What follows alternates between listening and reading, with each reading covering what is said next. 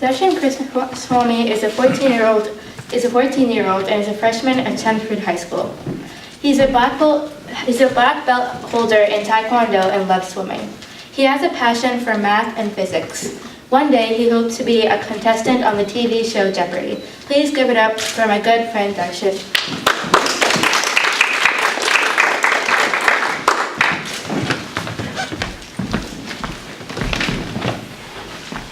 Hello everyone, my name is Darshan, and I'm a 9th grader at Chelmsford High School.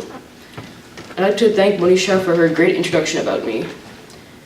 Can everyone hear me clearly? Yes. Okay, that's good. So, today I'll be talking about some features of the universe. And everyone has looked at the sky at night and seen some features of the sky, either with the telescope or with the naked eye. Whenever I gaze at the sky, I'm always amazed at the beauty of the universe, and I always wonder what's there beyond what we can see. A man once asked his daughter, "What's farther away, Florida or the moon?" And the girl replied, "Florida, of course." The man asked, "How do you know?" And she says, "I can see Florida, but I can see the moon, but I can't see Florida from here." So, there's so much to talk about the universe. I can talk for a whole day and still not cover all the points. So I'll talk about 3 main points: the Big Bang, exoplanets, and the 4th dimension. So the first thing I'll talk about is the Big Bang. When I say the Big Bang Theory, I'm not talking about the CBS show with Sheldon Cooper. I'm talking about the creation of the universe. So some people imagine it as a huge explosion that created the universe.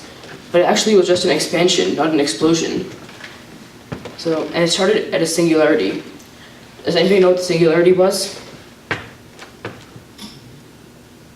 It was a really small point, and everything in the universe right now was all compressed into that really tiny point. And during the Big Bang, that expanded into what's currently the universe. Some people imagine it as a small, fireball inside the space. But actually, all the space was in the singularity, so there couldn't be fire without any oxygen outside at all. And before the singularity existed, there was nothing at all. There was no space, time, matter, or energy. There wasn't even a universe. And the universe is still expanding today. And after expanding for about 14 billion years, its diameter is now about 92 billion light years. Which means it's been expanding at a rate of about 3 light years per year, making it even faster than light itself. How cool is that? That's caused by something called dark energy. Dark energy isn't energy from coffee. That's for you, Parish Uncle. Dark energy is energy that goes against gravity, and it makes up a little over 2/3 of the universe. Another about 27% of the universe is something else called dark matter. This is matter that reflects no light and it's impossible to see. The scientists proved it using calculations only. This means that the part of the universe that we know, the matter and energy, is only about 5% of everything in the universe. So there's still so much more to learn. Okay, the next thing we'll talk about is exoplanets. Does anybody know what an exoplanet is? Okay, they are planets outside of our solar system, and they orbit around stars other than our sun. The first one was discovered about 25 years ago, and now over 2,000 have been discovered, and even more that haven't been confirmed yet. Some of these even have their own moons orbiting them. Can anyone guess what these moons are called? Exomoons. Yes, they're called, as the young lady said, they're called exomoons. Oh. That was a wide guess. Okay. In fact, the prefix exo means outside of, like how exoplanets are outside of our solar system. In fact, our President Trump was called an exoder to politics when he was running for president because he was an outsider. I'm just joking, I made that up. It's not even a real word. Okay, so many people are looking for exoplanets inside their star's habitable zone. This is a small zone around the star, and if a planet orbits in that area, it can probably support water at that temperature. liquid water, so there's a good chance that life exists on those planets. Does anyone think there is life on any of these planets? I do. I do too. Does anyone think there isn't life on any of these planets? Okay, that's good. I hope we can find life soon using the new technologies. That'd be really cool. Okay. The last thing I'll talk about today is the fourth dimension. So we have the three main dimensions of space that everyone knows: length, width, and height.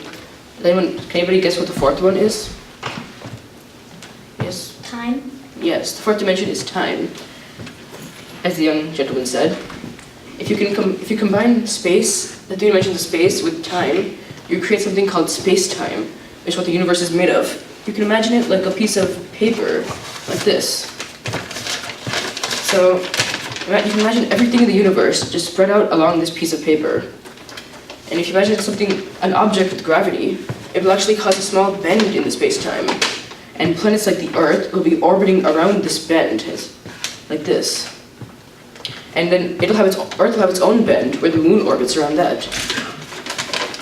So, and when a huge star collapses, about 25 times the size of our sun, it'll create something called a black hole.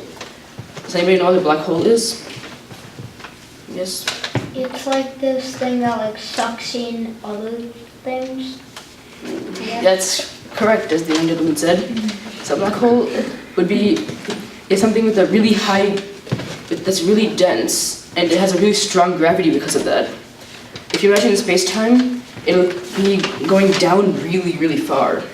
And anything that goes in will go straight down in there, and it'll probably never come back out. And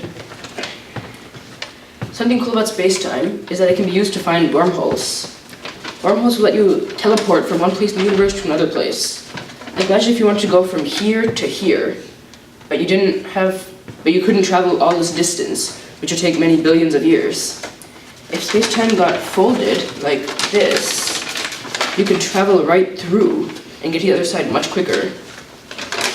How cool would it be if we could just travel right through space like that?